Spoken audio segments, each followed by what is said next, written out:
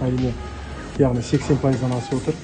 Алған, екпе алғандар бізге қарасты мекеме, театрлар, филармониялар, цирк бар, қаншама мәдени ошақтар бар. Халық болса қазір енді кәдімгі рухани шаршап отырған жайы бар, қойылымдар көрсетті.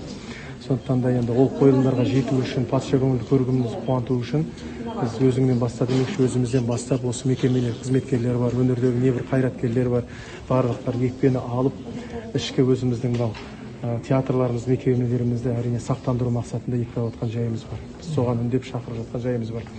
Сондықтан да 80%-дан асты, енді біздің мақсатымыз 100%-ға жеткізу.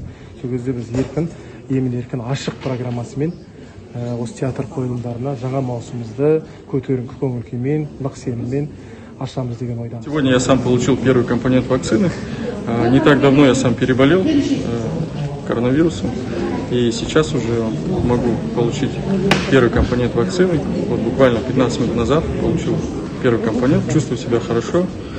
И, конечно же, призываем всех для того, чтобы общий иммунитет жителей нашего города, страны повышался. Призываю всех получить вакцину. Я получила вакцину Синовак, это первый компонент, мы получили чуть-чуть поздно, так как по работе не успевали. Весьма радует, что руководство нашего управления культуры создает такие условия для своего управления, для своих сотрудников, для сотрудников подведомственных организаций, когда они могут во время работы, не отлучаясь от своих дел, получать данные вакцины.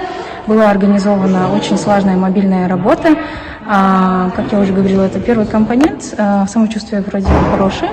Единственное, конечно, чуть-чуть тяжелая рука, но думаю, это пройдет. Мы, в принципе, готовы ко всем подобным побочным эффектам.